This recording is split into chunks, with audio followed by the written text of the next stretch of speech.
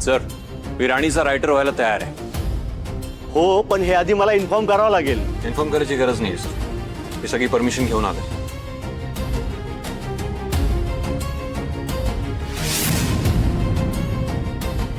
हे बघा, तुम्हाला दुसऱ्या रूम मध्ये बसावं लागेल. एक स्पेशल सुपरवायझर तुम्हाला देतो. तुम्ही पलीकडच्या रूम मध्ये बसा. ठीक आहे sir, no problem. Thank you sir. Sir, मला जे जे आठवतंय ते मी तुम्हाला पटपट सांगत जाते, तुम्ही लिहित जात असा. हो ठीक आहे, बोल. भारतीय राज्यघटना ही जगातली सगळ्यात मोठी लिखित राज्यघटना आहे. सर फास्ट लिहा ना थोडं. हो हो करतोय ना. यात केंद्र व राज्य सरकार हा एक केंद्र व राज्य सरकार राज्य सरकार नागरिकांचे हक्क, न्याय व्यवस्था. अगं हो थांब ना जरा. मला एकतर एवढं मराठी लिहायची सवय नाही. तू स्पीड मध्ये बोलतच चालली आहे. राज्य काय राज्य व केंद्र राज्य व केंद्र सरकार हा नागरिकांचे हक्क, न्याय व्यवस्था, आणीबाणी आणि सरकार या बाबतीत सविस्तर माहिती दिली गेली. अगं, हळू बोल ना जरा. मला काय सविस्तर आणि बाणी व हो ठीक आहे. न्याय व्यवस्था, हा नागरिकांचे हक्क, हा हक्क आणीबाणी हा या बाबतीत या बाबतीत सविस्तर हं. माहिती दिली गेलेली आहे. हा आता खाली लिहा. विविध देशातून घेतलेली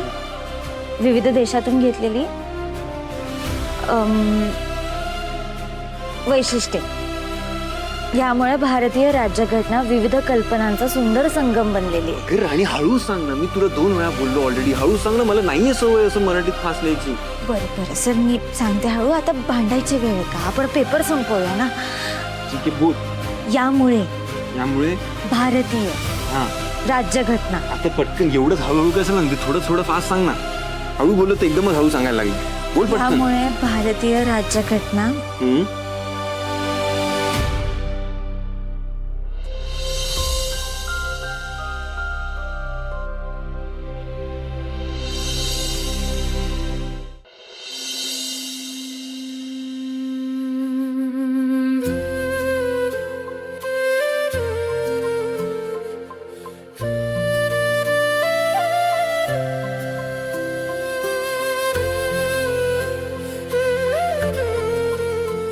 आता बोल नेक्स्ट.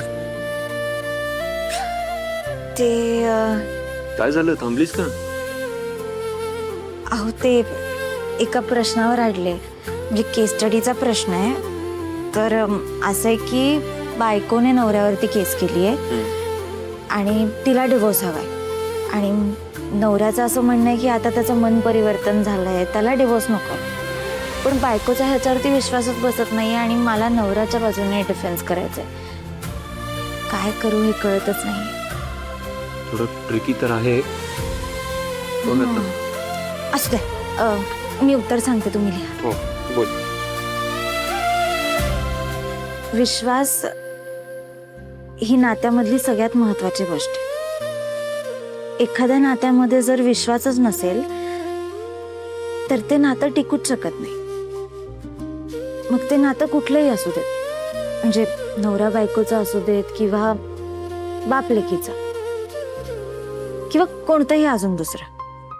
मुलगी जेव्हा बापाचं नाव सोडून नवऱ्याचं नाव, त्याचं आडनाव घेऊन एखाद्या नवीन घरात जाते तेव्हा तिच्या काही अपेक्षा असणं साहजिक आहे. पण ह्याच अपेक्षा जेव्हा नवरा पूर्ण करू शकत नाही तेव्हा तिला वाईट वाटणं साहजिक आहे ना. मग तिने कोणाकडे बघायचं? मग काय करायचं तिने त्या घरात? आणि जशा बायकोच्या अपेक्षा असतात तशा नवऱ्याच्या सुद्धा अपेक्षा असतात. आणि त्या सुद्धा जर पूर्ण होत नसतील, नवऱ्याच्या अपेक्षा सुद्धा पूर्ण होत नसतील, तर त्याने रागाच्या भरात काही गोष्टी करणं, बोलणं हे सुद्धा स्वाभाविक आहे. आता मुलगी जेव्हा लग्न होऊन एखाद्या घरी जाते तेव्हा तिला सगळ्यांनी आनंदाने स्वीकारावं, तिचं आनंदाने स्वागत करावं. ती जर सुरुवातीला काही चुकली तर तिला समजून घ्यावं. समजावून सांगावं अशीच तिची अपेक्षा असते ना. आणि जर घरातल्या कुठल्या माणसाने घरातल्या कुठल्या माणसाने तिचं मन दुखावलं किंवा तिला कुठल्या गोष्टीचा त्रास झाला तर ती तिच्या माणसाकडेच अपेक्षा करेल की त्याने तिला समजून घ्यावं, तिची बाजू घ्यावी. तर ती स्वतःच्या नवऱ्याकडे अपेक्षा करेल की त्याने तिला समजून घ्यावं, तिची बाजू घ्यावी. आता तिला तिच्या घरासारखं वाटेल, आपुलकी वाटेल असं वातावरण तिला त्या घरात मिळालं पाहिजे ना. आणि जर तेच होत नसेल तर जी मुलगी तिच्या आईवडिलांचं घर सोडून आली आहे, तिचं अख्खं आयुष्य मागे सोडून आली आहे, तिने काय करायचं? म्हणजे तिच्या वाटचं प्रेम, माया, आपुलकी, आदर तिला त्या घरात मिळायला हवा ना. आणि तोच जर तिला मिळत नसेल तर ती सुद्धा किती सहन करणार आहे?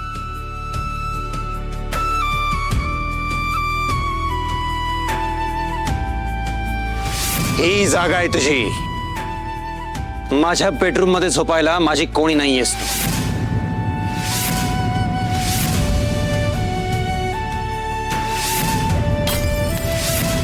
लक्ष कुठे आहे तुझं? आता कळलं काय व्हॅल्यू आहे तुझी? पाय पुसणी आणि तू, तुमच्यात काही फरक नाही.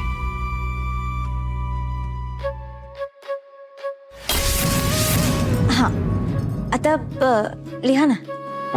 हा, एवढं झालं? हा, ओके. तसं बघायला गेलं तर जशी वेळ पुढे जाते तशा गोष्टी बदलतात, माणसं बदलतात, त्यांचं वागणं, बोलणं, विचार सगळेच बदलतात. आणि असंही होऊ शकतं की काही चुकांची त्यांना जाणीव होते. आणि तसंच नवरा बायकोच्या बाबतीत सुद्धा होऊ शकतं. सुरुवातीला जर ते दोघं एकमेकांशी चुकीचं वागले असतील तर सोबत राहून असं होऊ शकतं की त्या दोघांना त्यांच्या चुकांची जाणीव होते आणि मग ते बदलतात. आणि जर त्यांना ही जाणीव झाली आणि त्यांनी समोरच्याला ही गोष्ट सांगितली आणि त्यासाठी त्यांना खरंच वाईट वाटतंय, ते माफी सुद्धा मागतायत आणि त्यांच्या वर्तनात, त्यांच्या वागण्या बोलण्यात हे दिसून सुद्धा येतंय, त्यांच्या डोळ्यात हे दिसतंय, तर दुसऱ्या माणसाने त्यांना समजून घ्यायला हवं ना. आणि जर तो तुमच्यासाठी बदलतो, तुमचा आदर करायला लागतो, पुढे जाऊन तो तुमच्यासाठी काहीही करायला तयार होतो. आणि हे सगळं मी सुद्धा तुझ्यासोबत वागलोय.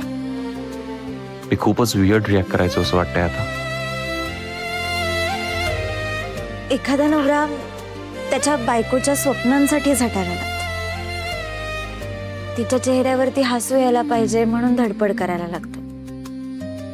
तिचं सुख दुःख वाटून घ्यायला लागतो. तिच्यासाठी जगाशी लढायला लागतो.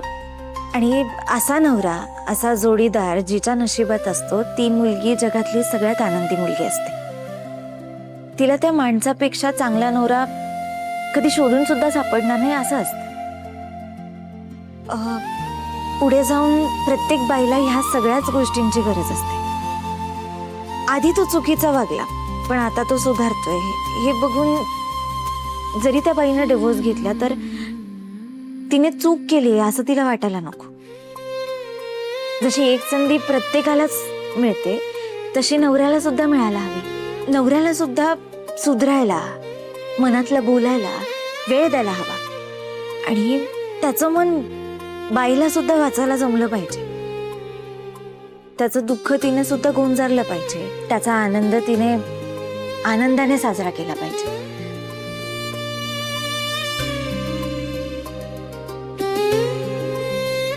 सर,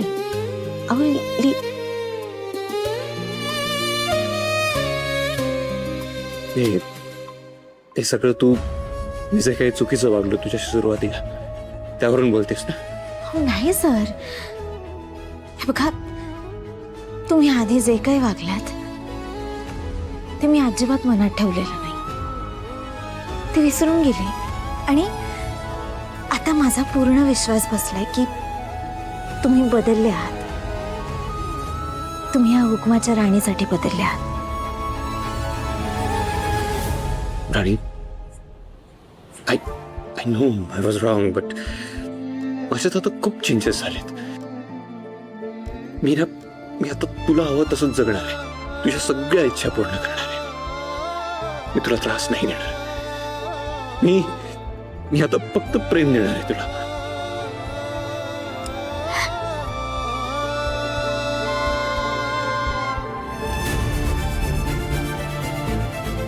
चला शेवटचा अर्धा तास राहिलाय. आणि ऑलमोस्ट अर्धा पेपर बाकी आहे आपला अजून. राहू नाही, तुम्ही काळजी करू नका. होईल आपला पेपर पूर्ण. मी सांगते तसं लिहा फक्त तुम्ही. बोल.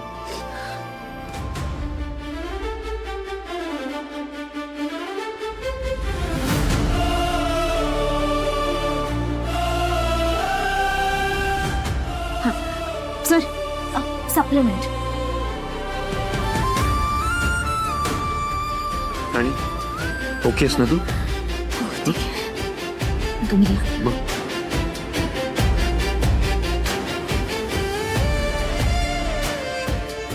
एकदा चेक करून घ्या, काही राहिलं नाहीये का? सर झालंय. सबमिट करू? हो. सर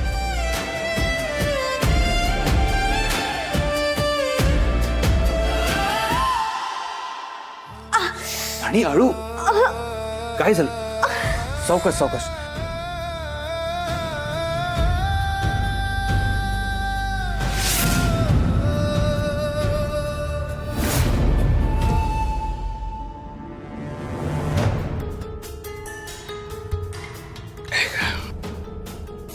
मालती चहा करताय ना, मला बशी पण द्या कपाबरोबर. चहा झाला की औषधं घेऊन टाकतो.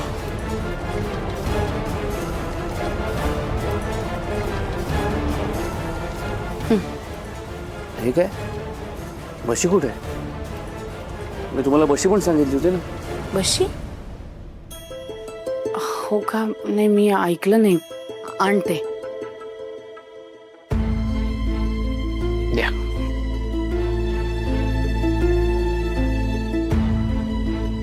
काय झालं मालती? हां? नाही, तुम्ही टेन्शन मध्ये दिसताय. नाही, टेन्शन नाही, तसं काही नाही.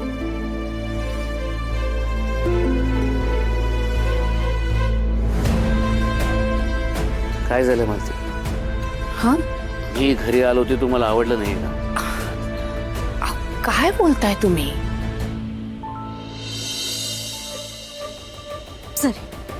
सर ऐका ना, हे बघा, चिडचिड करायची नाही असं ठरलंय ना आपलं. तू मला अजिबात अडवू नकोस आज. सगळ्या लिमिट्स क्रॉस केल्यात आईने. अरे आपल्या माणसांशी असं कोणी बिहेव करतं का? आई! सर आई बाहेर ये! हा एवढा का चिडलाय? शांततेत बोला तुम्ही. आई बाहेर ये! उर्मिला, याला चिडायला काय झालं एवढं? विक्रांत, राणीचा हात कसा मोडला हे तर त्या इंद्राला कळलं नसेल ना. तसं असेल तर चांगलंच आहे. आपल्याला हवं तेच होतं की चांगला ड्रामा बघायला मिळेल. तेही आपण काहीच न करता आता काय, फक्त यांची मज्जा बघायची. चल चल खाली जाऊन मजा बघूया. हो चल. काय झालं बघायला हवं. ऐका,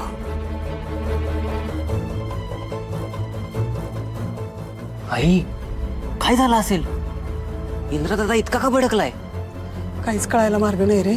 बघ ना, आताच कुठं भाऊजी बरे होऊन हॉस्पिटलमधनं घरी आलेत, तर ही एवढी मोठी वादावादी. हे असं चाललं तर त्यांना सहन नाही होणार रे. आपल्याला बघायला हवं. चल. नाही नको. अरे आपण तिथं गेलो ना तर मालतीला असं वाटेल आपण भांडणाची मजा बघायला आलो. नको नको. काही पण आपल्याला आई, हे बघ, आपण जायला हवं. इंद्राला थांबवायला हवं ना. आत्ता कुठे आबांना डिस्चार्ज मिळालाय, केव्हाच त्यांना सहन नाही झाला तर. चला चला निघूया आपण. चल चल लवकर पटकन. काय प्रॉब्लेम आहे तुझा? हा, त्या मुलीने डिरेक्टली इनडायरेक्टली तुला कधी हर्ट केलं नाही, तुझ्याबद्दल कधी वाईट साईड बोलली नाही, तुला कधी उलट बोलली नाहीये. मग तुला एवढा प्रॉब्लेम काय तिचा? काय झालं? मी तुझ्याशी बोलतोय, माझ्या प्रश्नाचं उत्तर दे. जरा तू. आबा, तुम्ही शांत बसा. मला आज माझ्या सगळ्या प्रश्नांची उत्तरं आईकडनं हवी आहेत. बोल आई. इंद्रा इंद्रा शांत हो. काय गोंधळ करतोस आणि ही कुठली पद्धत आहे आईशी बोलायची? वरपर्यंत आवाज येतो सगळा. आणि राणीसाठी तू आईशी असा वागणार आहेस? हे बघे, तुझा या सगळ्याशी काही संबंध नाहीये, त्यामुळे तू मध्ये बोलू नकोस. आणि इथे काय सुरू आहे ना याची तुला काही कल्पना नाहीये. जा इथून. बरं ठीक आहे इंद्रा, शांत हो आणि मला सांग ना काय झालंय. काय सांगू मी तुला? कोण आहेस तू? मी माझ्या आईशी बोलतोय. आमचं पर्सनल मॅटर आहे. आम्ही काय ते बघून घेऊ. तुम्ही निघा इथून. इंद्रा भाऊजी, तुम्ही आमचं तुमचं करू नका. तुम्ही जरी आम्हाला परख केलं असेल ना तरी आम्ही तुम्हाला आपलं मानतो. आणि काय हो, मालत्यांचा हा असा झालेला अपमान आम्हाला नाही बघवत. हा, तुम्हाला अपमान झालेला बघवत नाहीये ना? म्हणजे त्या लोकांना अपमान बघवत नाहीये ज्यांनी माझ्या आई आबांचा इन्सल्ट करायचा एक चान्स नाही सोडला. त्यांना स्वतःच्याच घरात नोकरासारखं वागवलं आणि यांना बघवत नाही यार. हे बघा, तुमची ही नाटकी तुमच्याजवळ ठेवा. तुम्हाला एंटरटेन करण्यात मला काही इंटरेस्ट नाहीये. तुम्ही निघा इथून.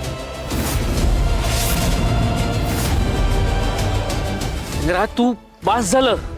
आपण शांतपणे बोलूया का? काय झालं ते स्पष्टपणे बोल. हो सांगतो ना. आपल्या मातोश्रींनी खूप मोठा पराक्रम केलाय आबा. राणीला पेपर लिहिता येऊ नये म्हणून आईने तिच्या मागावर गुंड पाठवले. त्या गुंडांनी ही अवस्था केली आहे राणीची. तिच्या हातावर वार केलेत गुंडांनी आबा. आणि हे सगळं मातोश्रींनी का केलं माहितीये? कारण त्यांना नको आहे राणीने लॉयर व्हावं. काय? हो, खूप खालच्या थराला जाऊन वागले आबा. इंद्रा तू काय बोलतोयस हे? तुम्हाला विश्वास बसणार नाही मला माहित होतं, पण सत्य हेच आहे. इंदिरा, तू बोलू नकोस माझ्याशी. मला तुझा चेहरा बघायची सुद्धा इच्छा नाही. कळलं का? किती त्रास देणार होता आपण त्या मुलीला. अजून घड्याळ हरवलं, आपण तिला ब्लेम केलं. फॅक्टरीत ती तिचं काम व्यवस्थित करत होती, आपण तिला तिथून कसं हकलायचं हाच विचार करत राहिलो आहे. तिचं आयुष्य उद्ध्वस्त करण्यासाठी कुठल्या तरी मुलाशी तिचं लग्न लावून द्यायला तयार होतीस तू. बरं, तिला लग्न करून मी घरी घेऊन आलो, तू तिला घरात घ्यायला तयार. सतत तिला त्रास कसा द्यायचा, ह्युमिलेट कसं करायचा हाच विचार करत राहिलीस तू.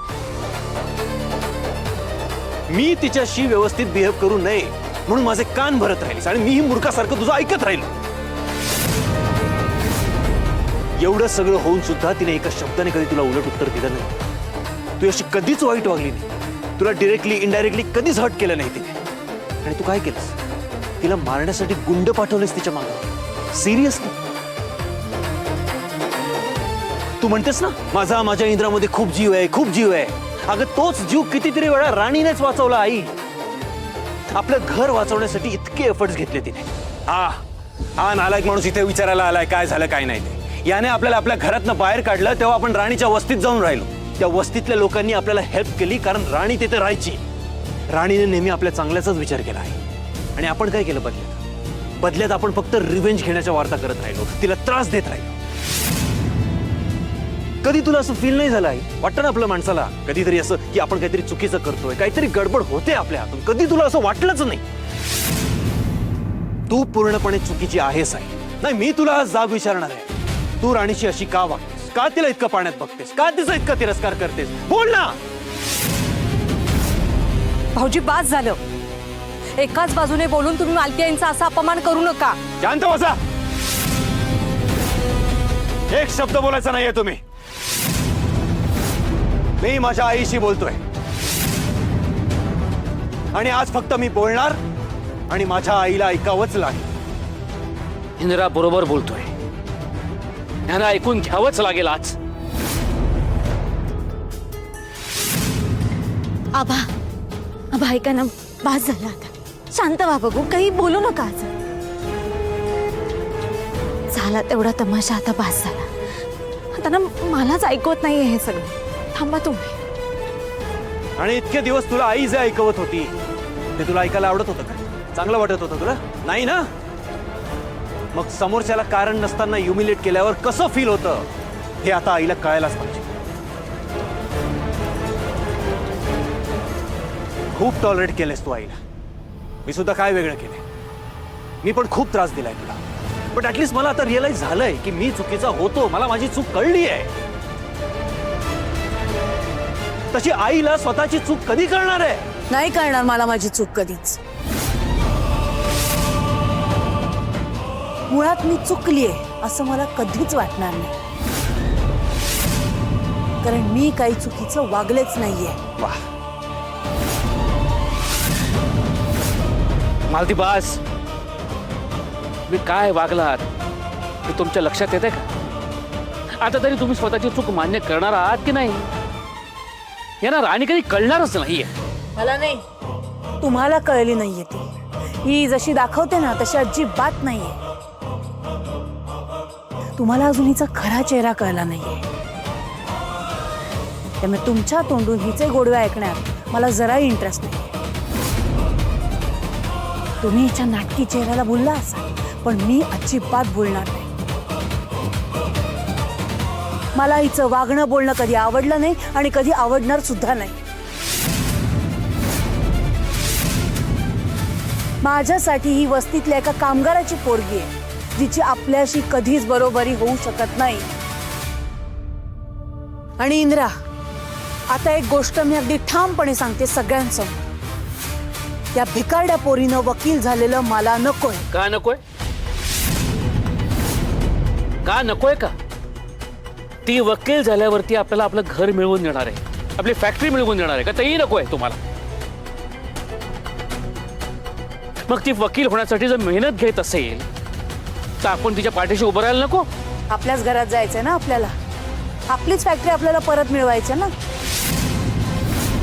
हा, मग ते तर आपण आत्ताही जाऊ शकतो आपल्या घरात. विक्रांत तसंही म्हटलंच ना, या घरात.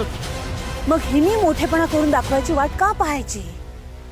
तुम्हाला हिचा आणखी उदो करता यावा म्हणूनच ना.